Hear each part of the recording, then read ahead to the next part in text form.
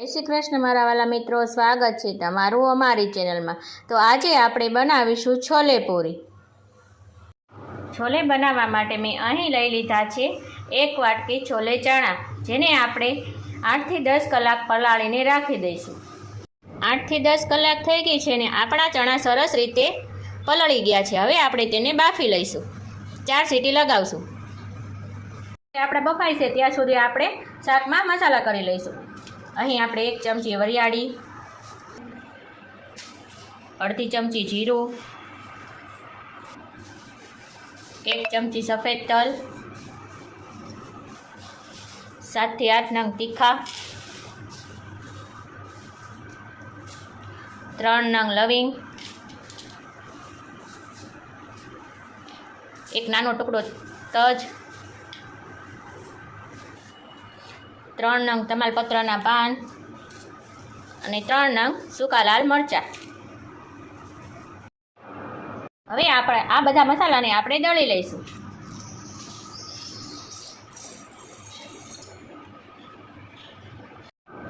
આ રીતે આપણે મસાલાને દળી લઈશું। તો અહીં લઈ લીધી છે મેં 3 નંગ ડુંગળી, 2 નંગ ટમેટાં, 3 નંગ લીલા મરચાં, 3-4 કરી લસણ અને 1 નાનો ટુકડો આદુ। હવે આપણે આ બધી વસ્તુની ગ્રેવી કરી લઈશું। હવે તમે જોઈ શકો છો કે આપણા છોલે સરસ રીતે બફાઈ ગયા છે। અહીં આપણે એક કઢાઈમાં 3 મોટા ચમચા જેટલું તેલ ઉમેરશું।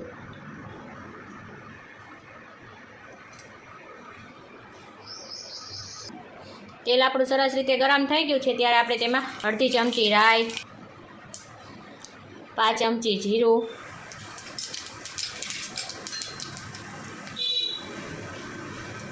1 નંગ મરચું અને 1 નંગ તમાલપત્રનું પાન ઉમેરશું આપણે,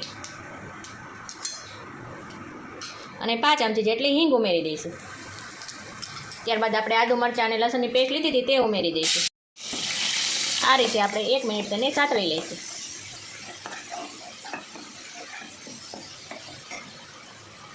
હવે આપણે ડુંગળીની ગ્રેવી ઉમેરી દઈશું। તેને પણ બરાબર મિક્સ કરી લઈશું।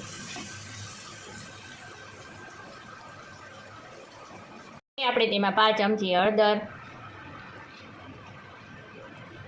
1/4 ચમચી મીઠું ઉમેરી બરાબર હલાવી લઈશું।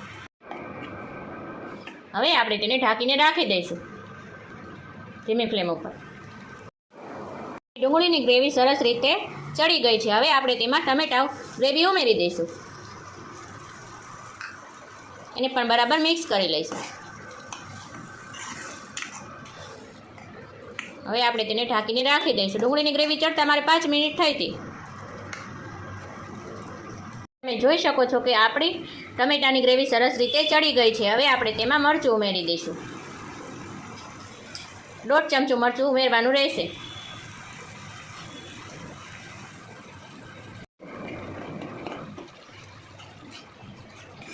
તમારા ઘરમાં જે પ્રમાણે તીખું ખાતા હોય એ પ્રમાણે તમારે મરચું ઉમેરવાનું।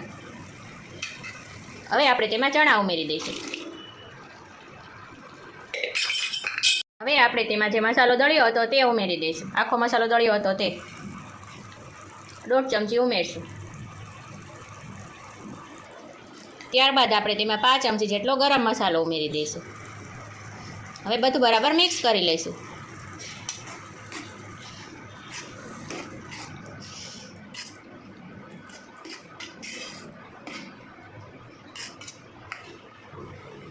હવે આપણે તેને 2 મિનિટ ઢાંકીને ચડવા દઈશું।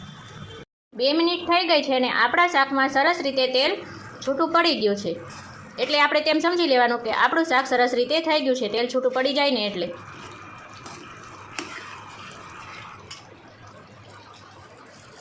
અહીં આપણે 3 કપ જેટલો ઘઉંનો લોટ લઈ લઈશું। તેમાં આપણે 1/4 ચમચી જેટલું મીઠું, 1/2 ચમચા જેટલું તેલ આપણે બરાબર મિક્સ કરી લઈશું। આપણે લોટ બાંધી લઈશું।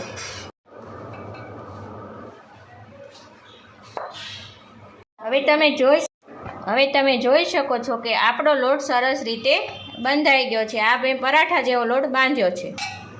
આપણે તેને ઢાંકીને મૂકી દઈશું. આ રીતે આપણે નાના નાના લુવા પાડી આપણે તેને વણી લઈશું.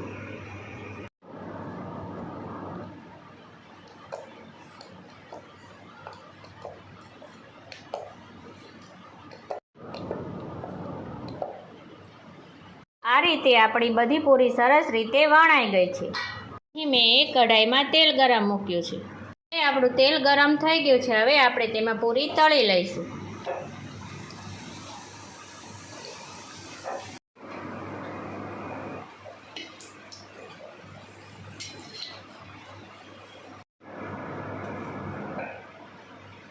હવે આપણા છોલે પૂરી સરસ રીતે તૈયાર થઈ ગયા છે. જો તમને અમારો વિડીયો ગમે તો લાઈક કરો, શેર કરો અને અમારા અવનવા વિડીયો જોવા માટે અમારી ચેનલને સબસ્ક્રાઈબ કરો.